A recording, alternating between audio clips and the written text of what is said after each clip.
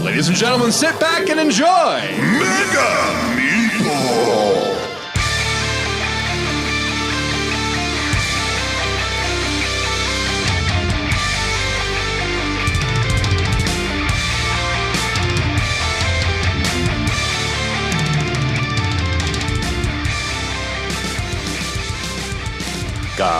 Greetings and welcome to the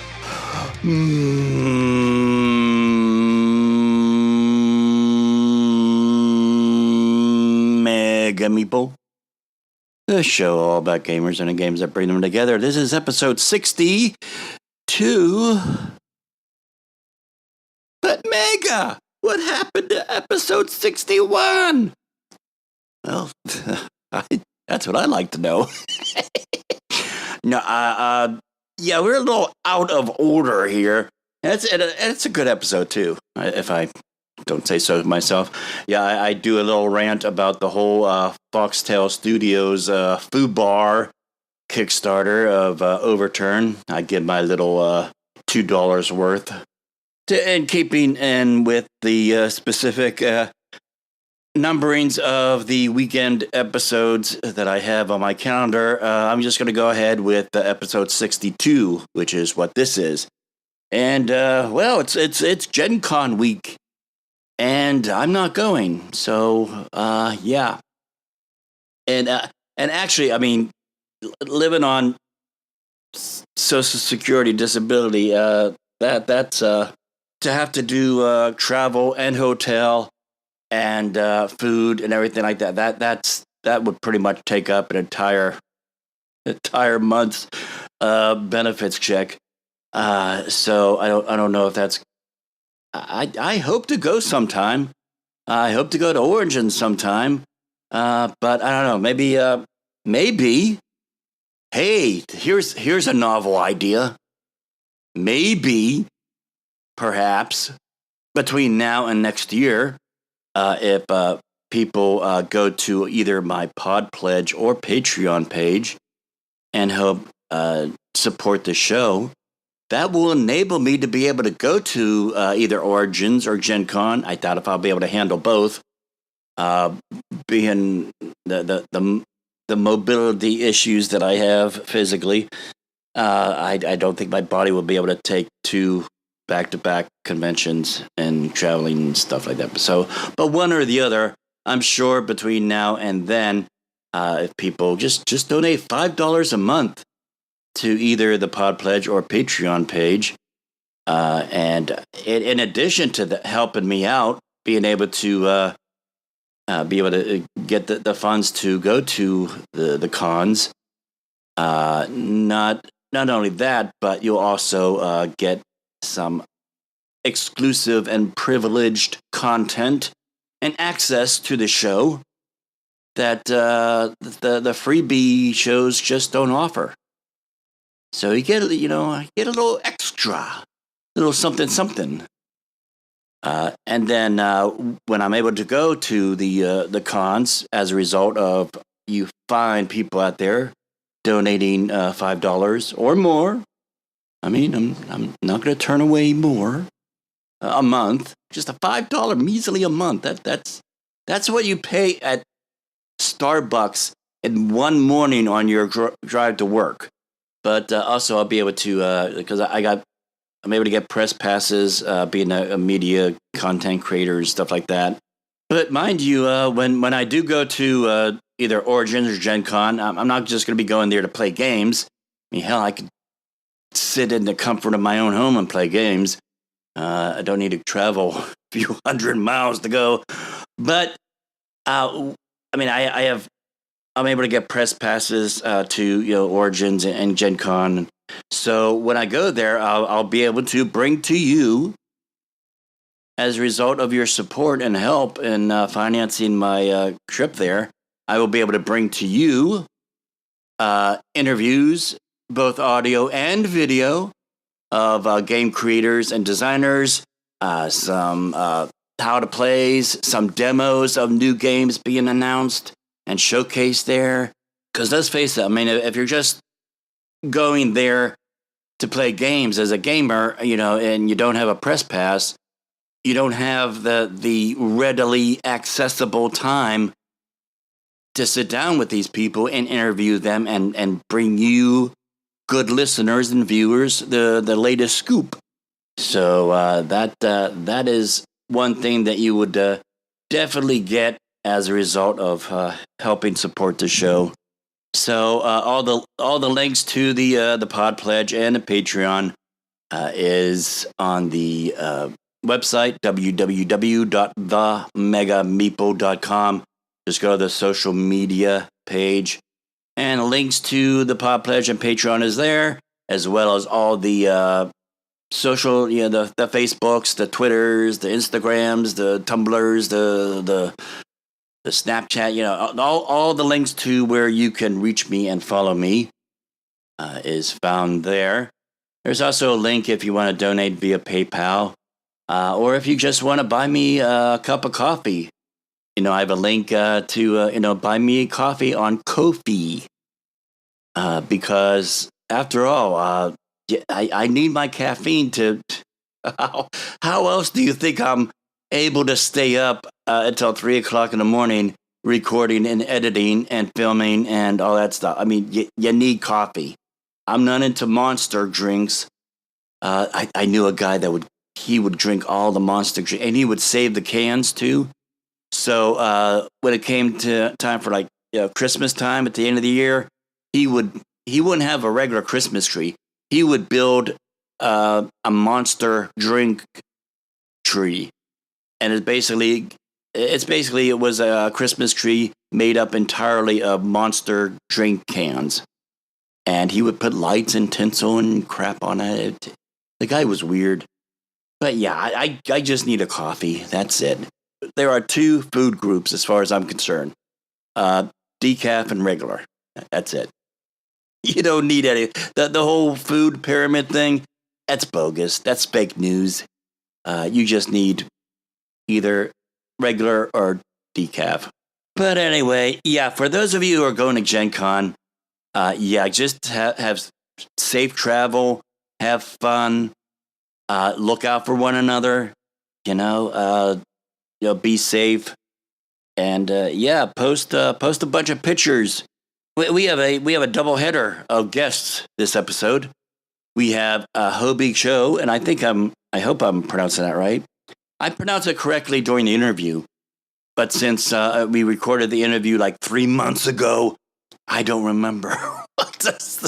So yeah, he's the creator of My Little Scythe, or more specifically, his daughter was the creator of My Little Scythe, and he just kind of helped, package it right well. And then for a third time, we have Jamey Stegmaier appearing, and he's going to be talking about all things Scythe, including the final expansion, The Rise of Fenris, which is being released. It's going to be shown at Gen Con, and retail release is going to be August 17th.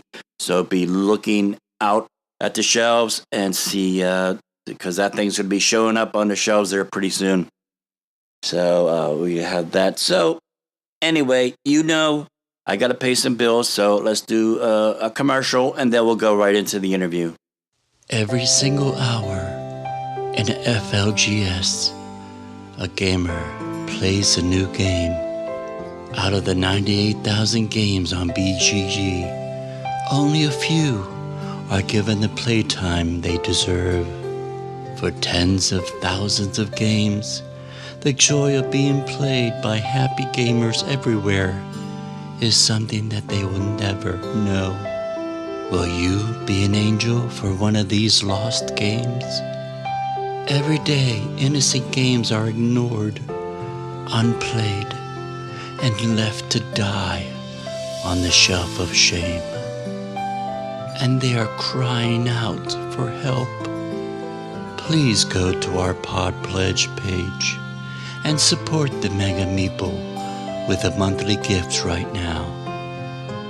For just $5 a month, only 17 cents a day, you'll help rescue a game from the dust bunnies. You'll provide card sleeving, miniature paints, dice rolling, and baggies. Go now and pledge to the Mega Meeple, and you'll receive numerous rewards, including shoutouts, as well as exclusive content and merch. A game can be given a second chance at life, thanks to you. Right now, there is a lonely game that desperately needs you. Your donation says, I care, and I'm here to help. Please donate right now. Links are found on the show notes of this episode and on the Mega Meeple website. All right, welcome back to the Mega Meeple. And I think every 4 months we need to just automatically schedule this person because he was our very first guest way back when we were a little tiny amoeba podcast just starting out, maybe a half a dozen listeners. And now he's making his third appearance here on the show. Jamey Stegmaier of Stonemaier Games. How you doing, Jamey?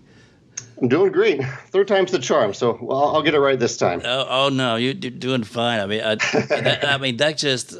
remember a little over a year ago. I mean, that just speaks to just your how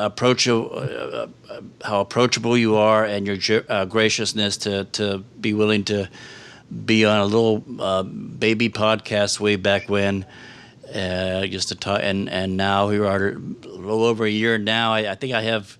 At least if I believe my Libsyn stats, I have at least 10 times that amount of listener, or at least of unique downloads per month. So that's amazing. That's great to hear. Congratulations. Thank you.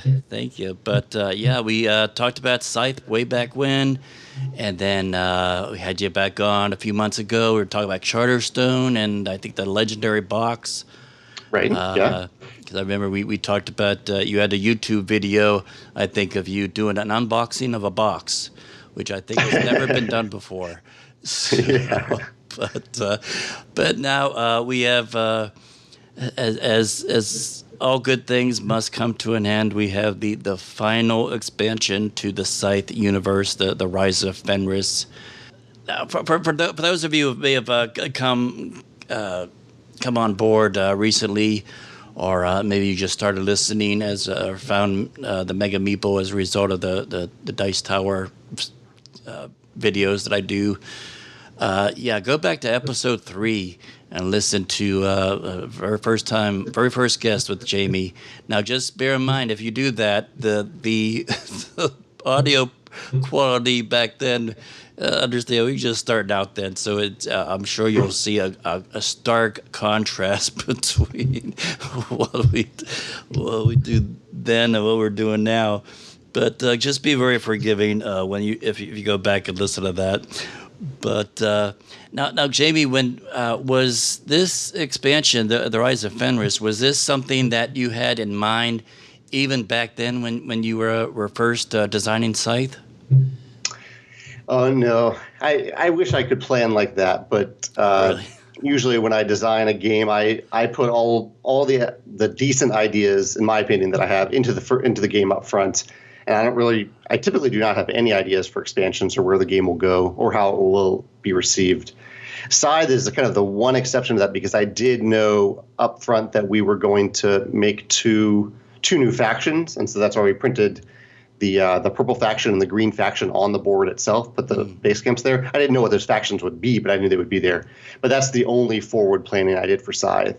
Okay. I knew Jakub had a much bigger story in his head that I hoped he would share with me at some point, and he did, and that ended up becoming a big part of the Rise of Fenris. But I didn't know we would eventually create an expansion for that story, and much less a campaign expansion. I had no idea we were going to do that. Okay. So now, with the campaign aspect of the Rise of Fenris, is it?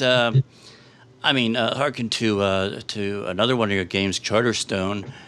Is it sort of like that same style of like a legacy campaign game, or how does that expansion play out, and how does it fit into the Scythe universe? Yeah, I'm glad you asked that, because it's very much not a legacy expansion. Legacy, the defining feature of a legacy game is that it features permanence that can't be undone, like we see in Risk Legacy, Pandemic Legacy, and Charterstone, where there's stickers, you're writing on stuff, and all that is a core part of the gameplay. And you're scratching off cards, stuff like that. So in the Rise of Fenris, it is a campaign, and there is stuff that you discover, which I think a lot of people associate with legacy games, but it's a separate thing. Okay. It's a campaign game with discovery, but there's no permanence in the Rise of Fenris. You can play through the campaign, and you can completely reset it from the start into another campaign. It's also a modular campaign as well. So you can, even if you don't have a regular group to do a campaign with, you can just jump to the page of the rulebook that explains the different modules and play with all the stuff that you would have unlocked during the campaign, but you just unlock it up front and play with all that stuff. So there's no permanence in it. It's not a legacy, but it does have some strong elements of discovery in it. Okay.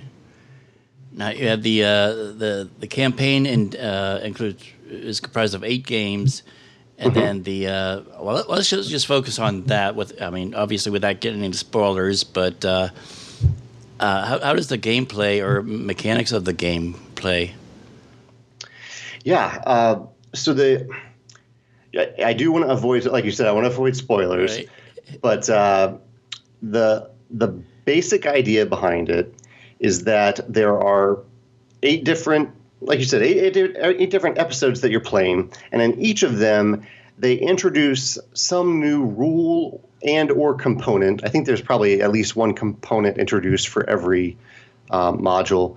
And the big thing, and this is a big difference between Legacy 2 and this campaign, most of the stuff you unlock isn't cumulative. So it's not like you're learning all of these new rules over and over again and you have to add them all up together in your head. It's more like you learn a rule and use a component in, say, episode 1, and then that goes away, and you start back with your normal knowledge of Scythe and play episode 2 and use whatever the new special thing there. So that decreases the mental workload a little bit. But at the same time, it is a campaign game, and so there are certain elements. You have this like campaign log that you write on, and so you're gaining wealth, you're gaining a few new abilities. So there are things unique to your faction that carry over from episode to episode. That I don't want to spoil that stuff, but there's some pretty cool, like just little elements that make you feel like you're moving forward. That the stuff that you've done in the past impacts your future success in the campaign. Okay.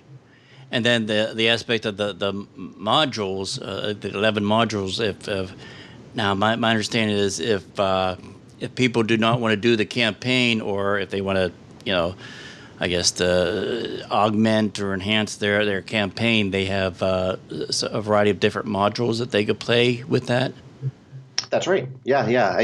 I'm guessing a small percentage of people will do it that way. I'm guessing most people will play through the campaign because the story is really strong. The story is wrapped up in the mechanisms. I think people will get a lot of joy from that. But yeah, if you don't have a regular group, you could just do the modular version. And especially after you're done the campaign, you might look back and say, hey, I really enjoyed modules A, C, and F.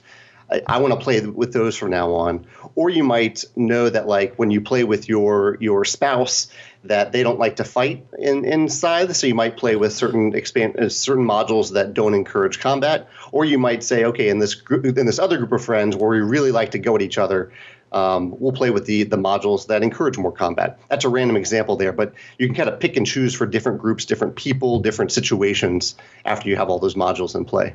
Okay. And then if you were to do up to 7 players, we could incorporate the Invaders from Afar expansion. That's right. Yeah. Now, if people have the Wind Gambit expansion, are you able to incorporate that, or is that sort of like a separate deal? Yeah, that was a little tricky because we didn't want to require people to have any other expansions to play the Rise of Fenris. And the Wind Gambit it's a little tough to avoid in that way. And so what we did is that there are certain episodes that we just up front we say you can't use the airships in this episode, And if in that episode there's a special end game condition, then we also say you can't use the resolution tiles that are in the win gambit. But there are other episodes where we say, okay, yeah, if you want to, if you can use XYZ resolution tiles or you can use the airships. Okay. And some are either or. Like there's one episode I know that you can use a certain resolution tile, but you can't use airships in it. And there's another one that says you can't use airships. So it kind of varies. And we're very specific in the setup of each episode as to what you can or cannot use. Okay. All right. So, now this is going to be, I guess, available for Gen Con for those of you going to be at Gen Con. I think you could pre-order that and pick up your game right there at the con. That's right. So the expansion is going to have a retail release on August 17th. That's right. Yeah, we're releasing The Rise of Fenris and My Little Scythe on the same day. They'll both be on August 17th. Okay, cool. Hey, yeah, we're going to talk about My Little Scythe here in a little bit.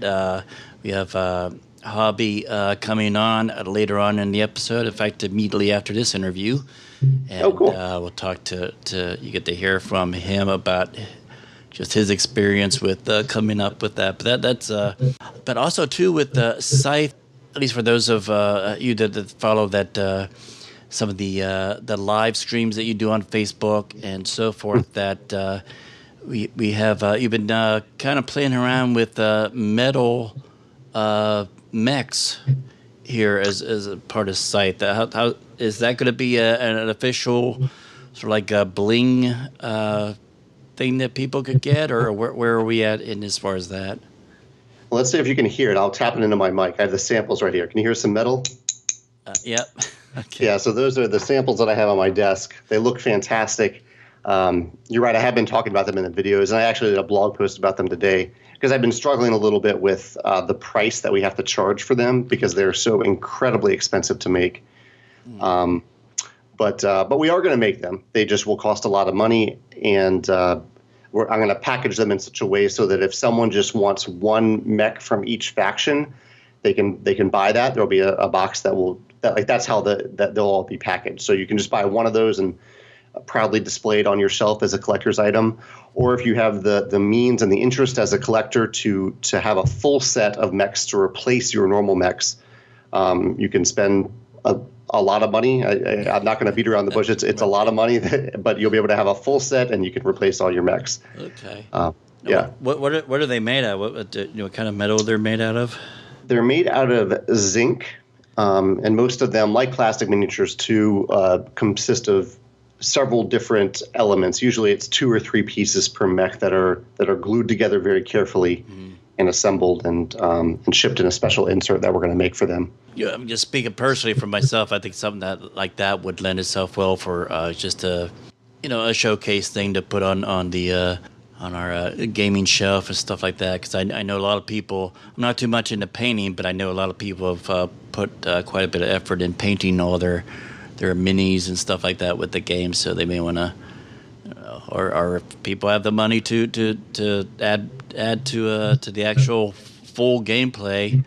Right. Yeah, go for it. So. Yeah. Yes, and we also have there's a digital edition of Scythe available as well for those that want to play maybe on your phone or computer or anything like that. You don't have an actual physical copy of the game, or even just a digital copy of the game to play with. Right. So. Yeah. I haven't played it in a few months now because they did a big alpha beta release and they got a lot of great feedback, especially about the AI, and now they're tweaking it right now. But I had some early discussions with them, and I'm talking about it as if they're a different company because they are. Like there's a different company that's working on the digital version, and I've served mostly as a consultant. So I've chimed in every now and then to look at the UI and see what's working, what's not working. It is tough especially for a game like Scythe, where there's a lot of different things to look at or keep track of. It's difficult to get that all on one little screen or even one big computer screen. Yeah. So they found some creative ways to do that. No, here on the podcast, we don't shy away from some of the harder questions. So I want to and I'm not even sure where it originated at that on Reddit or BGG or something like that. But there were some accusations against Jakub. Is that how you pronounce his name? Jakub, yeah. Yeah, there were some accusations against Jakub and his artwork as far as plagiarism and stuff like that. Now, I know you issued an official statement on BGG, but for those listeners out there that don't use BGG or may have missed that, do you want to address that here now? Yeah, it actually goes back even further. About 2 years ago. Oh, wow. Okay. Someone, I don't know their real name. I'm sure their screen name is somewhere, but someone decided that they didn't like what Jakub was doing with his art. I don't know exactly what they didn't like about it at the time, but I think they had noticed that he had used some reference photographs in his art, or like little pieces of reference photographs, and they talked about it on Board Game Geek a couple of years ago. Jakub responded to them and was very clear to say that he indeed had used a few reference photos for a few of his illustrations. For specific parts of them. Like there's one illustration where there's a tiger and then a bunch of other stuff in the illustration. And Jakub, like many artists do, he looked at a model of a tiger, essentially. Yeah. He looked at a photo of a tiger to add the tiger to his work. So he still illustrated it, but he used a specific photo and a specific tiger and a specific pose for his illustration. And so Jakub addressed that 2 years ago. And apparently either that guy or someone else who saw that post spent quite a bit of time trying to track down every reference photo that Jakub used. And they found maybe a dozen or so photos that Jakub had pulled some element of those photos into one of his illustrations. They called it copying and pasting, but really he was using it as a model, like many artists do. Mm-hmm. There was a big debate about whether or not Jakub should have referenced those photographs, and I've talked to Jakub about that to hear his stance. From my perspective as a publisher, I licensed all the art and the world from Jakub for the tabletop game in good faith that he had done any due diligence and given credit where credit was due. And Jakub and I are talking about that for the future to see if it was the case and what he should do differently in the future. I think for the most part, he regrets using any reference photographs, or he wishes, even if he had used a tiger as a model, that he had changed the tiger more so that it was less and less like the reference photo that he used. I think that would have cut off any controversy from the beginning. But it inspired this big conversation about how we can respect each other's work more, especially the work of photographers. And I think it ended up being, for the most part, a really healthy discussion, and for a small part, a really negative, unfortunate discussion about Jakub as an artist. Right.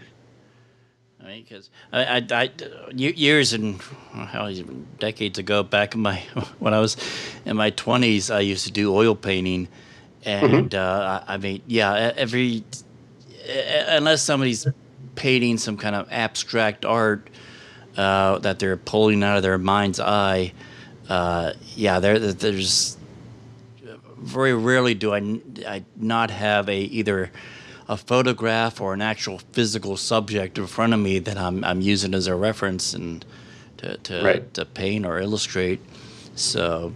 Nonetheless, I mean, that doesn't detract from Jakub as an artist or Scythe as a game, and just how good of a game. Because, hell, if it wasn't a good game, it wouldn't have lasted, two or so years on people's top 10 lists or best of the year or all these other different awards that it's won since then.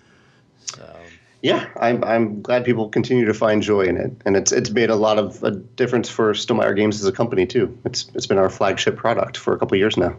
So from the big daddy of Scythe, let's go to the little baby Scythe, I guess we call it, and that's it's My Little Scythe, and I understand that. I saw. I guess it was a panel at some con somewhere where when Tom Vassell was first asked about this, he said, "Well, if this happens, I'm going to eat a shoe." So now everybody is telling Tom what kind of sides or drink that he should have with his shoe, or what different types of leather of shoe taste better than others. But but let's talk about My Little Scythe. And basically, it's a fan made game of Scythe. But from your perspective, Jamey, when did this little game come first show up on your radar? Yeah, it was around this time last year, I think spring of 2017, when Hoby shared that he had made a family-friendly game that was inspired by Scythe with his daughter, and he shared it on the Scythe Facebook group, and a lot of people were talking about it there and on other places on Facebook and on Board Game Geek. And I thanked him for his ingenuity. I followed along a little bit, but I kind of let it fly off my radar, because I've seen a lot of fans make cool stuff for Scythe, and I was just like, okay, cool. It's another cool thing. I love to see that kind of stuff. But people kept talking about it. It kept coming up in conversations time after time. The threads about it went on, and it would seem like it would go away for a few days, and then someone else would discover it, or maybe it would get picked up by a major news outlet. And eventually I was just like, okay, I need to take a look at this. I need to actually play this to see if it's any good. I knew at that point that using the My Little Pony license, which was a part of the original version, wasn't going to happen. Hasbro wasn't interested in Scythe, and Hasbro wasn't interested in licensing My Little Pony to us. But I figured, maybe we could do something else fun and cute with it. And so I took a look at it. I was delighted by it when I played it. And I offered Hoby the opportunity for us to publish it and help him develop it more and make it a little bit more robust of a game, and to bring it not into the Scythe world exactly, but to have some little nods to Scythe here and there. And what we ended up doing is that each of the animals in the game are inspired by the animals in Scythe. So there's like the Roosevelt faction in Scythe is the red faction. They have a tiger, and so the red player color in My Little Scythe has these cute little chibi-style tiger miniatures. It'll be released on August 17th. People will also see pre-release events at retailers who decide to run pre-release events during Gen Con. So the first weekend of August, there will be some pre-release events for My Little Scythe. All right, and then My Little Scythe is coming out at the same time as Rise of Fenris, along with the pre-release available at Gen Con, and some Gen Cant events for people, locations that are doing that as well. Exactly, yeah. I had heard good things about Gen Cant last year, and I thought that My Little Scythe would be a good thing for people to discover while it's being sold for the first time at Gen Con. Cool. All right. Well, let's see. Is there now that Scythe universe is drawing to a close with the rise of Fenris.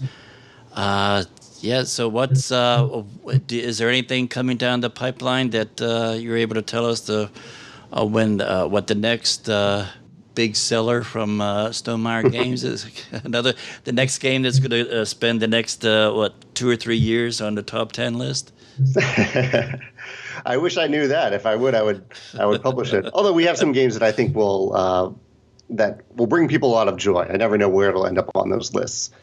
But we have a game. We have one more new game release in 2018 that I haven't announced. It's kind of top secret at this point, but we'll announce that probably in late August, early September, and then it will release in October. Okay. And the one thing that isn't all that secretive is that we have been working on a Euphoria expansion for quite some time. We're in the art stages of that right now. And I said earlier this year that it would be 2018. The art's kind of taken a while, so I don't know if that's really going to happen. But it'll be pretty close. Okay. Maybe late 2018, early 2019. Okay. And that'll fall right in line to have you come back again for the 4th time.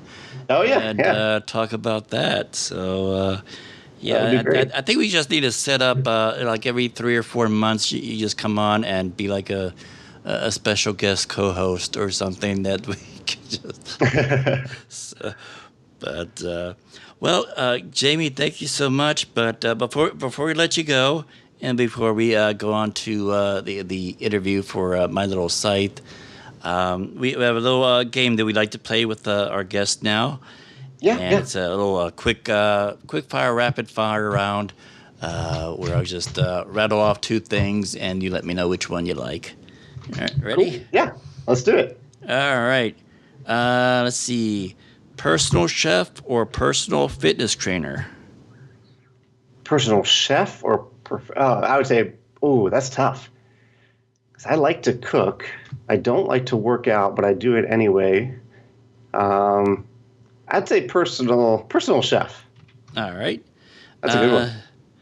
Obi-Wan or Yoda?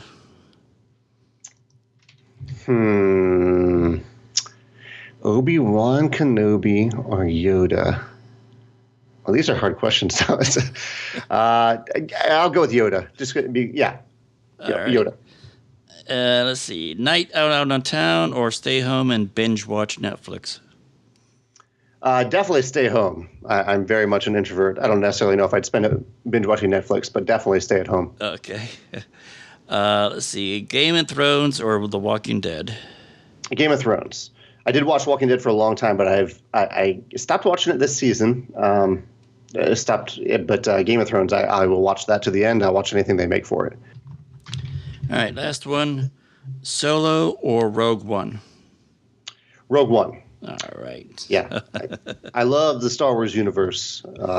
Solo, I wanted to love it. It didn't quite click with me. But Rogue One, I thought was a bold movie. I'd like to see. Yeah. Lucasfilm make more spin-offs like Rogue One. Yeah, that was I enjoyed that one too as well. I think it's just even though you kind of if people knew the Star Wars universe, you knew what was going to happen at the end, but you just never knew the backstory of how they got to that point. So that was a cool fill-in with the universe. Yeah. Well, thank you so much again, Jamey, and let's do this again in 4 months. Sounds great. Yeah, let's do it. Take care, Thomas. Same to you. Bye-bye. Bye. All right, welcome back to the Mega Meeple. Now, wasn't too long ago that Jamey Stegmaier announced that My Little Scythe, I almost said My Little Pony, but but announced My Little Scythe that's getting an official release. And we'll have Jamey on the episode here, actually for the third time. We had Jamey, who was our very first guest and our very first repeat guest, and now he's on the third time for the show. But we got an extra treat this time around, and we actually have Hoby Chou. How you doing, Hoby? Very good, thanks. So now, thanks for having me on your show, Thomas. Oh, thank you. Now, you are the guy who came up with the idea of My Little Scythe, right? I can't take all credit. Obviously, my daughter played a huge part in it, and I mean, everything's an inspiration from other people. I think that's the beauty of our community, that people can get together, contribute ideas, and come up with something very special. That's cool. Now, how old is your daughter? She just turned 7, moving on 17, I think. Okay, all right. So can she put in on her resume as a 7-year-old that she's a game designer? I certainly hope so. That's pretty cool. It's like a lot of us don't have that on our resume when we're 37. But tell us a little bit about yourself for those that have not heard of you before, or I'm sure you've gotten quite a bit of your name recognition in the fan-made, fan-based style games and stuff like that. How this thing evidently came about. But for those of us who don't know Hoby, tell us about yourself. Sure, thank you. I'll just try to keep it brief. My wife, I have a wife, Diana, and we have another child actually coming in about 4 more weeks. So things will get really busy. Oh, wow. And as you know, I have my lovely daughter, Vienna, who keeps me busy when I'm not doing gaming or at work. We live in Vancouver, BC. That's in Western Canada. Myself, speaking for myself, I've been in gaming for as long as I remember. I'll say that in my childhood, I don't think we grew up in a particularly high income family. In fact, I would probably call it low income. But, as a result, we relied on our own imaginations to keep ourselves busy. So I remember making little toys to play with my neighbors and my brother. And I loved just dwelling in my own imagination. And board games became a manifestation of that. So I think I made my first board game at around 7 or 8, 10 years old, almost like Vienna. Of course, later you grow up and people tell you have to grow up and do adult things like school and work and be good at math. So that was put on hiatus for a little while, and having a child really reawoken that designer in me. Yeah. Cool. Now, for I want to get onto My Little Scythe, but there was something about Scythe that you guys liked, and what can you explain what was your first time playing Scythe and what you thought of it? Yeah, absolutely. When I first even saw Scythe, before I even played it, I was just in love with it. I was in love with the whole idea of it, the mechs, the artwork, and just the guy behind it, Jamey. He was just really inspiring, and he just reached out to you as a designer. When I first got the game and I first played it, you could tell it was a little bit heavy. It wasn't. It's not super, super heavy, but it was mid-heavy for me. But it was well worth it. It was a game screaming to be played. So I remember taking time to watch videos of it, how to play, and reading the rule book 2 or 3 times, just getting to really know it and playing it. And I really enjoyed it. I had never played Kemet or Terra Mystica, which Jamey drew inspiration from for this game. So there were a lot of fresh things from my perspective when I first played it. I love the fact that the resources were managed on the board itself and spent off of the board. The fact that there's all these alternating actions and the cool combat system. And there were a lot of things that just drew me all together in that one package. So I think it's nothing new. I shared a lot of the same type of appreciation. The only thing that was a bit different for me was it's despite it being designed as an engine building game, I was very much in love with a lot of the other stuff in it.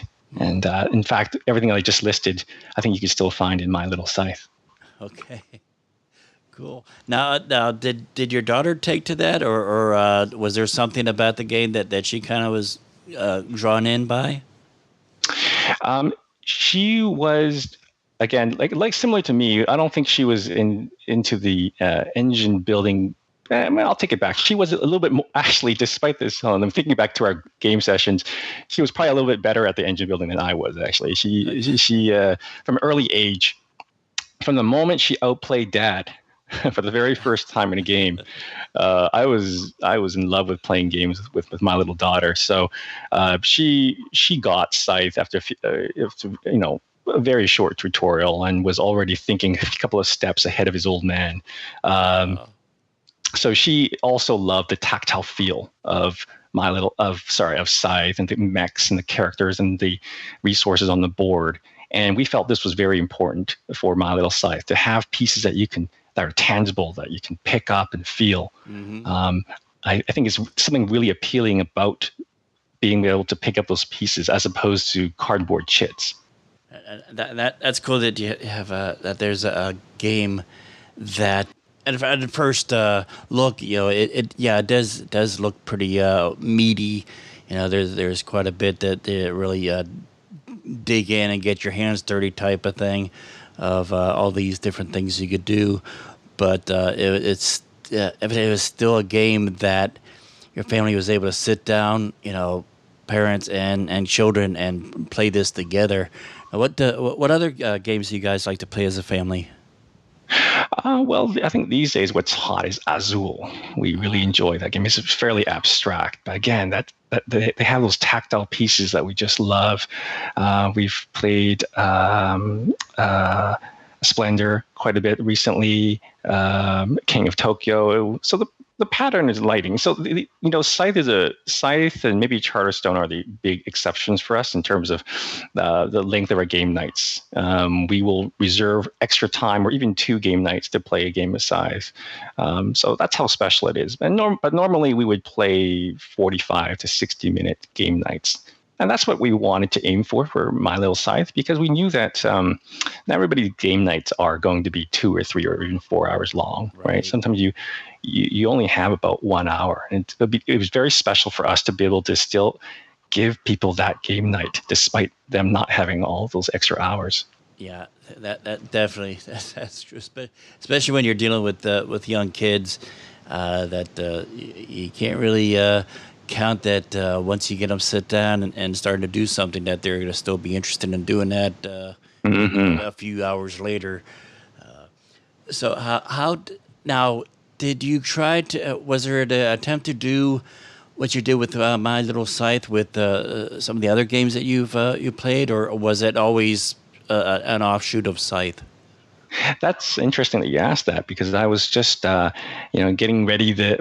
I was getting the room ready for the new baby coming in. I was recycling a bunch of things, and I came across an old game that I had created for Vienna quite some time before My Little Scythe, and it was also My Little Pony themed, and it was a talisman game.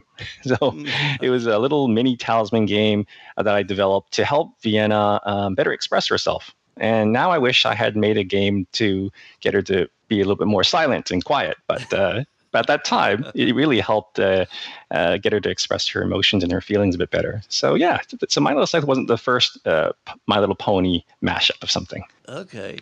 Now does she like Vienna like My Little Pony, or was that sort of like a no-brainer there, as far as like, okay, well let's try to mush these two together? Yeah, I mean, it was an obsession of hers, My Little Pony. And, at that time, I didn't feel that weird or bizarre to combine 2 seemingly polar opposite things like ponies and scythe. But now when I think back, I would have seen myself as a pretty crazy person thinking back. But it was perfectly normal at that time. Okay, well, it seems to have worked because it really caught on in the fan-made games and like a print and play type thing games out there. It's it really took off on Board Game Geek, and so what? Let's touch on that. Is like back when you were putting this together, it's like, okay, well, this is for my daughter, but what or who put that little idea or a bug in your ear type of thing of saying, you know what, let's put that out there, let's put this out here and see if people take on. Luckily, everything on Facebook stays on Facebook, and I could tell you it was Jamey who gave me the idea to share it with the community as a print and play trial, just to get some feedback. Okay. We had never intended for this game to leave the house. I mean, it's odd because the idea of it, the photos of it, were first put online, and I think it started to go viral around April 1st. Just by coincidence, the first pictures of it I posted on BGG, just not to give away as a P&P, but just to show some pictures of what we're doing and to ask for some advice. And people took it as an April Fool's joke. And so the first pictures of it were posted by Dimitri from France, April 2nd, 13 months to the day when we announced My Little Scythe. And he said, hey, look at this April Fool's joke. And it just went viral from there and got the attention of Jamey. And Jamey was the one. People asked Jamey, almost jokingly at that time, if he was going to publish it. And of course he wasn't, but he did encourage me to perhaps consider releasing as a P&P just to get people's feedback and get them playing on it. So you can blame Jamey for that first start there, or blaming such a harsh word. Give him credit for it. Okay. I do owe him a lot of credit, of course. Now at what point did it turn from, okay, let's just put it out there to see what happens, to This may be something that there would be a viable thing to actually release in an official capacity. To be honest, up until the very moment Jamey asked if I consider signing with him, I never considered it. I just see myself as this normal guy and who is a bit of an outsider. I mean, like I said, I did gaming when I was a lot younger, but I've been out of it for so many years, and I'm just this outsider who's just almost getting back in. And I saw myself as just this dad among all these titans. So it never crossed my mind that it would be published. In fact, right up to around when I first met Jamey at Gen Con to show him the prototype, I was already thinking about, what I would do next with the game. Should I just retire it? Should I? There was still a lot of demand for it, but I knew it wouldn't be right to keep distributing it as a My Little Pony game because I didn't own the IP. So I thought about perhaps reskinning it as something else and just opening it up. So to answer your question, it never came until Jamey contacted me about the deal. Because I always get encouraged and by people who's like, they dream about doing something. Well, actually, I guess in your case, it's like you really wasn't dreaming about doing it. It just kind of came to. Well, how they say, do what you love and the money will follow, and it sounds kind of cheesy, but I really never thought about making a dime from this. I just like the idea of bringing people together. It really pained me to, reject Vienna and during some of our game nights because I thought, well, this is inappropriate. This is, this is too much for you. And I think when we reflect back on our lives, we really don't have that many good opportunities to spend those special moments with our close friends and family. And I really wanted to create something special, a game that many ages and many skill levels can genuinely enjoy. And, more so than just, I'll do it because, just for the sake of spending time with you. That's something that people that really could agree on from different skill levels and ages and genders. I mean, I can tell you that about half of the visitors to the little amateur My Little Scythe page that I had set up were women, and I was really happy to see that. So when you were putting the game together, how critical of a designer or a person is Vienna? I mean, how? Well, put it this way: if no Vienna, no game. Yeah. There's something special about having a daughter, and for those who don't have kids or don't have a daughter, that's perfectly fine. But it's almost like explaining to someone what it's like to have a smartphone when they've never had a smartphone. Right. It really reprograms your DNA. I mean, I went from this guy who played more gritty games, almost violent war games even, to someone designing a My Little Pony game. And it really takes being a father of a daughter to do that, or just a father. I'm sure you can do it with your son, daughter, either way. But when you do something for someone you love, you push yourself to do things that you would have never considered doing, and so that's critical for me, just to get that head start to be able to take those kind of risks. But further to that, Vienna played a large part in the very beginning when it came to tying in the mechanics and design with the theme. She knew My Little Pony inside out by that age, and she also knew Scythe. So as we were replacing, removing, refining, and changing some of the design of Scythe in the very beginning, she knew exactly how to tie it into a My Little Pony theme. Like, so instead of combat, you wouldn't have combat and killing and kicking workers out in a My Little Pony game. She knew that there was an episode about pie fights. So it's pie fighting that appears in My Little Scythe. You just throw pies at people. It's okay. It's fun. You don't combat with them. Apples were also a very important resource in the My Little Pony world in Equestria, and Vienna knew that. And she really was my world builder, as Jamey had Jakub as his world builder. Mm-hmm. A couple of the, I'll credit this to Vienna. You will see that the way resources are produced in My Little Scythe differ greatly from Scythe. In My Little Scythe, resources are discovered using a combination of dice and careful placement of resources. And this was all Vienna's idea. And this is an example of how I had to put aside my inhibition. Because when she said, hey, let's use dice, I said, dice? That's Ameritrash. That's randomness. You can't have that. But as a father, I said, you know what? I'll give you the chance. Let's try it and see what happens.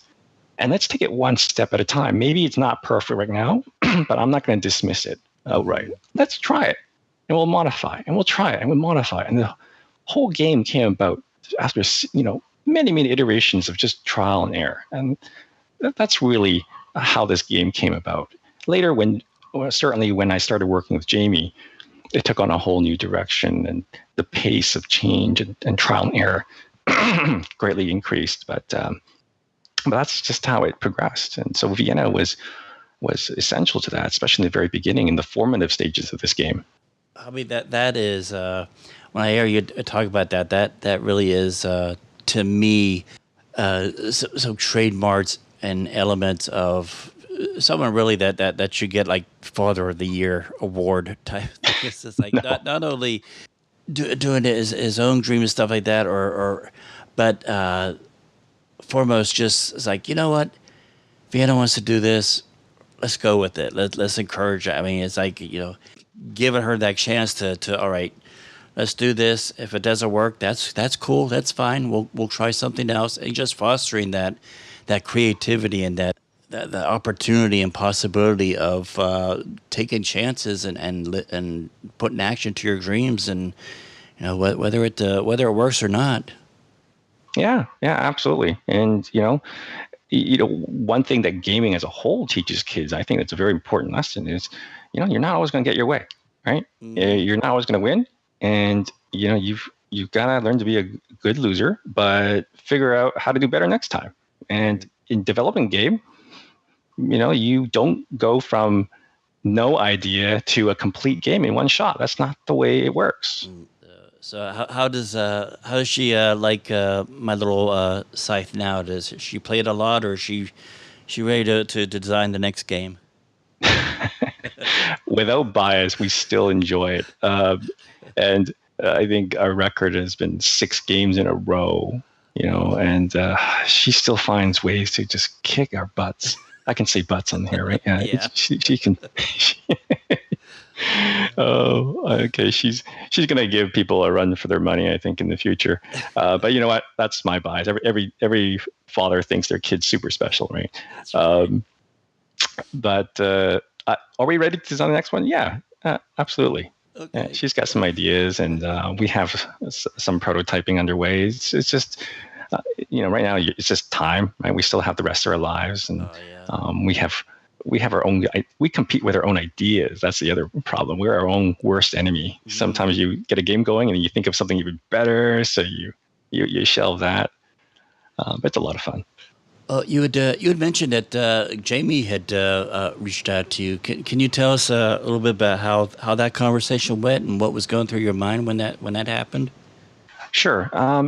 Up until he finally contacted me, I actually have no idea how many times or if he had any direct contact with people asking him about, are you going to do something about My Little Scythe? For whatever reason that happened in the background, he reached out to me and asked if I consider letting him give the game a try. When I told him that I'd be going to Gen Con that year, he said, why don't we just do it at Gen Con? So we met up there, and I gave him the prototype. I slipped them a bottle, and here's a tip, guys. I slipped them a bottle of Canadian maple syrup along with the prototype, and I'm sure that helped. Just FYI. Working with Jamey has been a pleasure. Here's this guy who's an industry titan in my eyes. One of the most respected designers and publishers in the industry. But when working with him, you realize he's also a brilliant business person. a great marketer, but also very sincere and humble. I mean, you obviously see a lot of his contributions to the community through posts and my favorite mechanisms. And I think a lot of that is not only to give back to the community, but he's writing as if to himself as well, because of how reflective he is. He has something in common with Olympic champions in that I think he never thinks he's good enough. He always believes he can do better. He's always thinking about that. And that's what makes him an awesome guy to work with and to look up to. And so that's Jamey. I'm not going to write a book about my my inside scoop on working with Jamey, but I think that's probably going to be like one of my biggest takeaways about working with Jamey. Just his humbleness and his continuous learning and continuous improvement. I think we'll see. I think the best of Jamey is yet to come, which is very exciting. Yeah, very much. I know he's been very, very gracious, at least to this podcast. I remember I had just started the podcast, and I thought, well, maybe should I have guests on, stuff like that. And I thought, okay, yeah, all right. So who would I want to have on as a guest? So I made a list, and Jamey was like one of the first ones on the, because I've seen him. Particularly on Facebook, where people would post questions, and either he would be right on there answering a question, or someone else got to the answer first. He'd chime in and say, "Yeah, this person's right. That he got it correct." To have someone be that in touch with his fan base and the players of his games and stuff like that. That'll be a cool guy. So I just sent him an email. He's like, hey, I have this gaming podcast. I think at that time was when Gambit was announced. And maybe like a week or so later, I got an email back from him saying, yeah, sure, I'd love to be on your show. And over a course of like maybe a second and a half, I went from, yeah, he said, yeah, he said he'll be on. And then I'm like, oh, shit, he said, now what do I do? Now I'm going to have to come up with all these questions, ask him and all that stuff. So, but yeah, he's a very gracious guy. I think he's very, very genuine. All right, Hoby. Well, thank you so much for coming on. Now, if you don't mind, we have like a little game we like to play with all of our guests, just to give people an idea of what your likes and dislikes and stuff like that is. And I'll just rattle off two things, and you just tell me which one you like over the other or prefer over the other. You ready? Ooh, this is like a personality test where you tell me what kind of designer I am, right? Yeah, it's like one of these Myers-Briggs thing. Yeah, sure. Okay. Okay. Shoot. Ready? All right. Beaches or mountains? Mountains. All right. Coffee or tea? Coffee. All right. In that case, regular or decaf? Regular. Right. Otherwise, what's the point? Ice cream or yogurt? My mind says yogurt. My heart says ice cream. So I'm going to just go with my heart and say ice cream. Okay. And lastly, James Bond or Jason Bourne? I would say James Bond. Okay, there we go. All right. Well, thank you so much. And it's been a pleasure. So, yeah. And congratulations on a really cool idea. And for those of us who are, hell, I would even say those of us who don't have families. I mean, heck, they have, Plaid Hat Games has a game out called Stuffed Fables, and there's been a lot of kind of back and forth, like, well, is it a family game? Is it a game only for children? Is it a game only for families, or can anybody play it? I'd say for what I've seen of My Little Scythe is like, yeah, even if you don't have children. There's a pretty mean automa that Morton and his automa team put together just for this game, and it's pretty badass game in disguise. I'll tell you that. Well, thank you so much, and congratulations to Vienna. She first game out of the gate, and looks like she got a winner on her hands. Thank you very much. All right. Thank you so much for downloading and listening to this episode. Come back next week, as my guest will be Randall Lloyd of Eagle Griffin Games, talking about the successful Kickstarter, which should be wrapping up about that time, from Escape Plan. And I also mentioned in a previous episode that the month of August, we will be showcasing some special guest co-hosts. And next episode, my co-host will be Jennifer from calling in from LA. So we talk about some cool things about gaming, obviously, but we also talk about diversity and inclusiveness in the gaming community. She has a unique experience and perspective and insight. So we just have fun just talking about all that stuff. So if you haven't already, go over to iTunes and subscribe, put out some of that 5-star loving, and leave us a good review. We really appreciate it. And, of course, visit the website, follow us on all the social media stuff. Also, I want to mention that this week, since it's Gen Con week, I will be putting out a video of my top 10 games, most anticipated games at Gen Con. I mean, even though I'm not going to Gen Con this year, every other Tom, Dick, and Harry is putting out their top 10 or top whatever of Gen Con games. And, you know, I'll jump on that bandwagon. So just go over to our Mega Meeple YouTube channel and check that out this week.